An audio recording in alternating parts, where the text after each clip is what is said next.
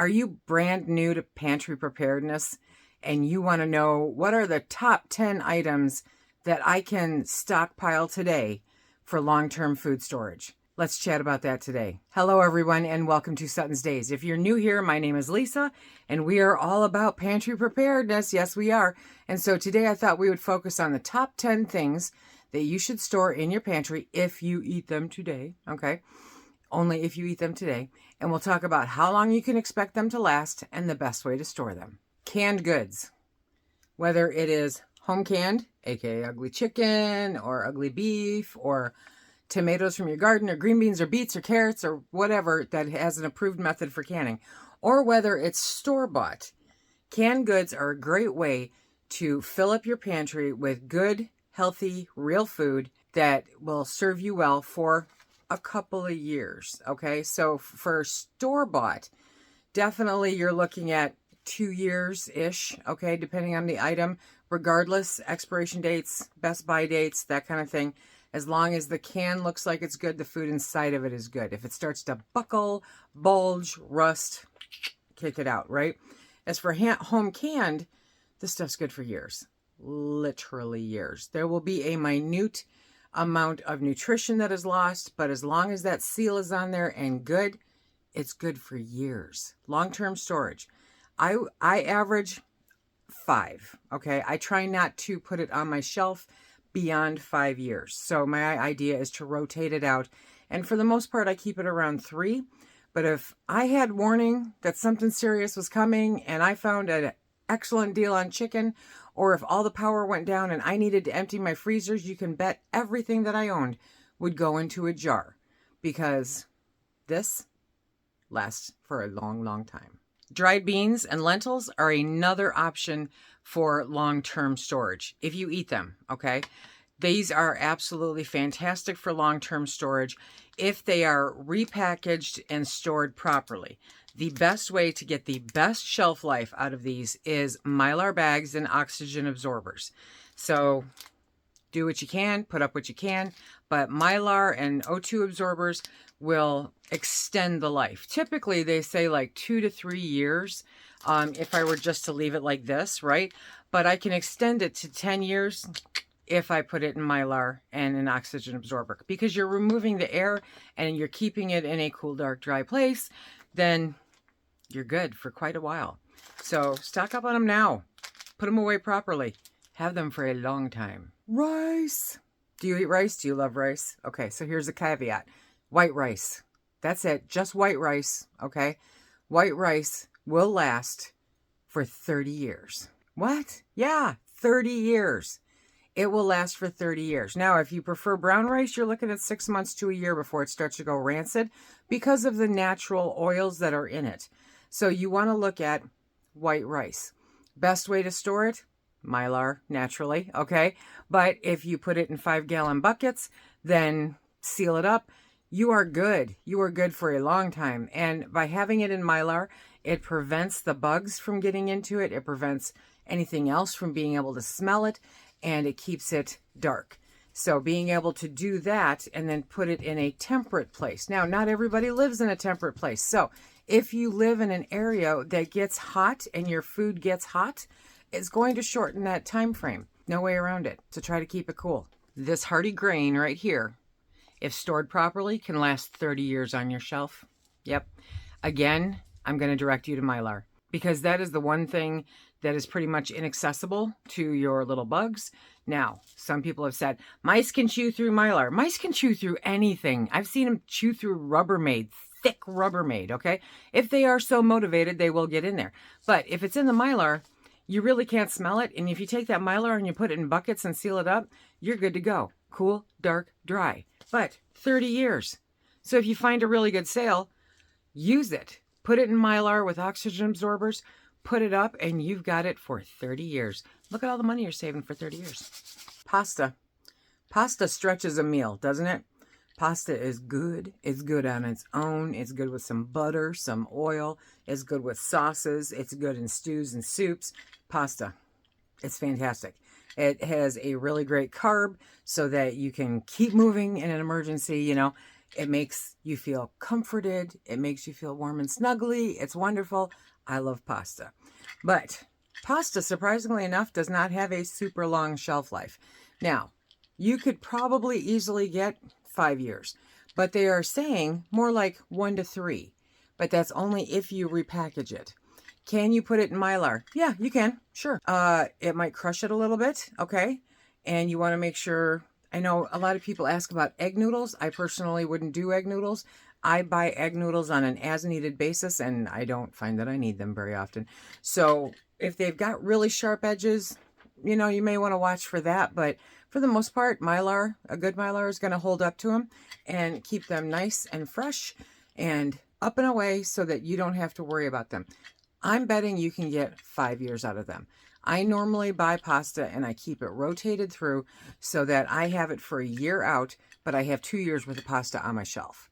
If the world ends and I'm still around and pasta is an issue, okay, I can make my own. A noodle is a noodle is a noodle. I am not holding up the next one because they're in 5-gallon buckets and they're heavy. Sugar. Sugar is literally an indefinite food. Indefinite. Do not put oxygen absorbers in with your sugar. You will have a brick, okay? It doesn't ruin it. You can still eat it. Life is great. You just have to chip away at it. Don't do it. It's unnecessary. Just put it into Mylar bags or put it into glass containers. Keep it out of moisture. You're good to go. Sugar will last you indefinitely. Salt. Salt is something that literally we need. The human body must have salt, okay? So keeping a store of it on hand is really, really important because if everything goes south, then you have at least that one thing that A, makes your food taste a whole lot better, right? But B, it's an important ingredient for your bodies to stay healthy and functioning. Salt. You can get iodinized salt, you can get Himalayan salt, you can get kosher salt, you can get canning salt, you can get table salt. It's salt. Doesn't matter what kind, salt. Do not put an oxygen absorber in it. Same thing. It'll turn into a brick, okay? I put it in Mylar and I put it in glass jars. And that's how I have stored it for years. It's fine. Nothing ever messes with it. It's absolutely fantastic. And it's easy to fit into different places. The one thing that I really like about the Mylar is that you can have like a larger Mylar bag and you can section off. So if you have one of those sealers, you can section off farther down and then fill it up again, section off again, fill it up again, section it off again. And so that way you're not having to open a large bag, of salt. Is there for when you need it. Salt does not go bad unless you get it wet. Oil. Now I know this concerns quite a few people, right? Oil, period, does not have a very long shelf life. Now, if you look at the information on the World Wide Web and the experts that be, your typical oil will last 6 months to a year. What I have found is that it lasts me a year to 2 years before I start having problems, unless it is lard. And I'm talking about lard that I process myself from the animals that we raise. That really only has about a 6-month shelf life. You can keep it in the freezer. You can keep it in the refrigerator. Both of those will extend the shelf life on that. As for store-bought lard, I've never had one go bad, but I only ever buy them in small containers because it's normally just a supplement until my pig for that season comes in. Have a very short shelf life on fat. And that is something that you do need to take a look at, figure out different ways to supplement it. I do not can butter. It is not approved to can butter. I know that a lot of people are like, do ghee. I have no interest in ghee. It does not fit our lifestyle. It does not fit what we like. Okay, so I just don't do it. But if that's your thing, then awesome, fantastic. Do your do as far as that's concerned. But can you really stock up on oils? Not so much. They have a very finite shelf life. You'll know when they're not good.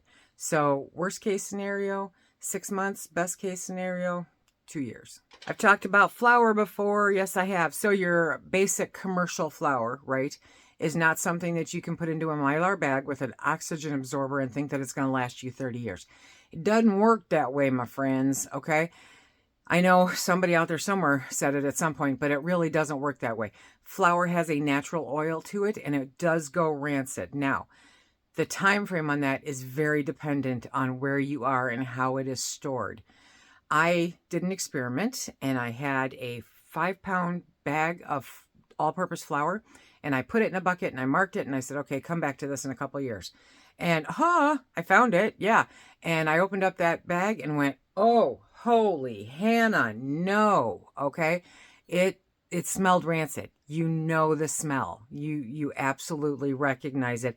You know that it's not right. If it's not right, don't use it, period. Will you die? Probably not. Will it taste good? Absolutely not.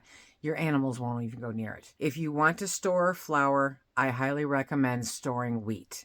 I will link a video down below explaining the difference between different wheat, and you can take a look at that and take a look at the mills and everything else. But for long-term storage, you want to store wheat. Can you get all-purpose flour out of wheat? Not like you're used to. Just like you can't make Twinkies identical to what Hostess makes at home.